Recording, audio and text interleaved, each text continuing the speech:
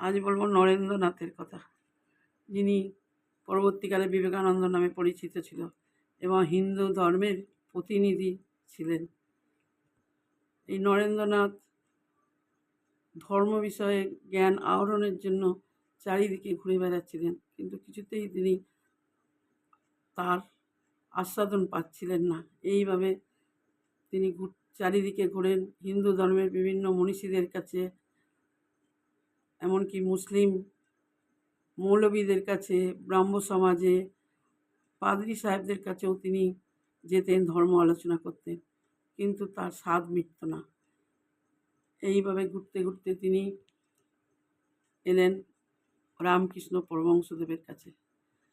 তার কাছে এসে তিনি অনেকটা স্বাদ তার মিটেছিল, কিন্তু তিনি ভাবতেন যে শাস্ত্রে আছে মহা জ্ঞানীর মধ্যে 4টে বোধ থাকে। শাস্ত্রে এটাই আছে আর কি, যে জড়বোধ, বাল্যবোধ, পিশাচবোধ, উন্মাদবোধ।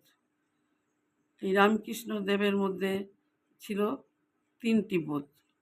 জড়বোধ ছিল, বাল্যবোধও ছিল, আর উন্মাদবোধও ছিল, কিন্তু পিশাচবোধ তার মধ্যে তিনি দেখতে পাননি। তাই তিনি ভাবতেন যে এই 4টে বোধ আছে এমন মনীষী আমি কোথায় পাবো। এইভাবে তিনি চারিদিকে ঘুরতেন, সবার সঙ্গে আলোচনা করতেন। শেষে তিনি শুনলেন, তিনি তখন বিএ ক্লাসের ছাত্র, তার বন্ধু শরৎচন্দ্র চক্রবর্তী, সেই বন্ধুর কাছে শুনলেন যে তারাপীঠে নাকি এক মনীষী আছে, সেই মনীষী নাকি মহাজ্ঞানী। এই বলে তারা কি করলেন, একদিন দুজনে চলে গেলেন তারাপীঠে গিয়ে রামপুরহাট থেকে তারা পায়ে হেঁটে গেছিলেন তারাপীঠে গিয়ে প্রথমে মা তারাকে প্রণাম করেন, তারপরে শিমুলতলায় গিয়ে দেখেন সেই বামাখ্যাপা বসে আছেন, সে মহাজ্ঞানী মনীষী বসে আছেন। তাকে গিয়ে নমস্কার করেন। নমস্কার করার পর বামাখ্যাপা বিবেকানন্দর দিকে একইভাবে তাকিয়ে থাকেন এবং বিবেকানন্দ বামাখ্যাপার দিকে একইভাবে তাকিয়ে থাকেন। তাদের দৃষ্টি যেন এক হয়ে যায়। দুজনের দিকে এমনভাবে তাকিয়েছিলেন যেন এক দৃষ্টি। তার বন্ধু শরৎচন্দ্র এই দৃশ্য দেখে অবাক হয়ে গেলেন। তারপরে দেখলেন তাদের দুজনেরই চোখ ছলছল করছে।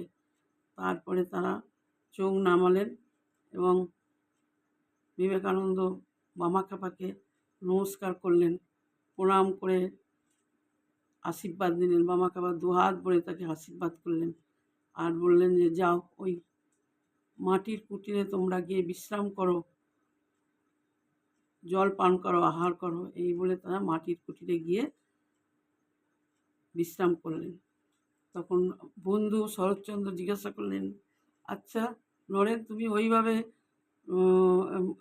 এই মহামুনির দিকে তুমি তাকিয়েছিলে কেন, মহামনীষীর দিকে? আর দেখলাম তোমার চোখ ছলছল করছে এবং তোমরা দুজনের দিকে এমনভাবে তাকিয়েছিলেন। তখন নরেন্দ্রনাথ বললেন, জানি না, আমি যেন ওনার দিকে তাকিয়ে আমি যেন অন্য লোকে চলে গেছিলাম। আমার স্বাদ যেন মিটলো, এতদিন পরে আমি যা খুঁজছিলাম সেটাই আমি পেয়েছি। এই বলে বললেন শরৎচন্দ্র চক্রবর্তীকে। তারপরে শরৎচন্দ্র চক্রবর্তী একবার এক সময় নিজে একা সেই বামাখ্যাপার কাছে এলেন। এসে জিজ্ঞেস করলেন, আচ্ছা ঠাকুর, আপনি ওইভাবে আমার বন্ধুকে দেখছিলেন কেন? বলছে, এতদিন পরে আমি এক ধার্মিককে পেয়েছি। আমাদের সনাতন ধর্মের আস্তে আস্তে মানুষের বিশ্বাস কমে যাচ্ছে, হারিয়ে যাচ্ছে, কিন্তু আমি এর মধ্যে যা দেখেছি, এ ভবিষ্যতে ধর্মকে এই একমাত্র রক্ষা করবে, এর মধ্যে আমি যা দেখলাম। তাই আমার একে দেখতে গিয়ে আমি অন্য রূপ এর দেখেছি। এই কথা শুনে শরৎচন্দ্র চক্রবর্তীর খুব ভালো লাগে এবং এসে নরেনকে বলে। তারপরে আবার বাবাকে নমস্কার করে মা তারাকে নমস্কার করে তারা কলকাতায় ফিরে আসে। সেই নরেন্দ্রনাথই আমেরিকায় শিকাগো শহরে হিন্দু ধর্মের সম্মেলনে হিন্দু ধর্মকে প্রতিষ্ঠিত করেছিলেন এই নরেন্দ্রনাথ। তিনি পরবর্তীকালে হয়েছিলেন বিবেকানন্দ নামে পরিচিত। কেমন লাগলো ছোট করে বললাম, বললে আরও বড় হয়ে যাবে, শুনতে ভালো লাগবে না বা শুনবে না কেউ। কেমন লাগবে বন্ধুরা বলো কিন্তু।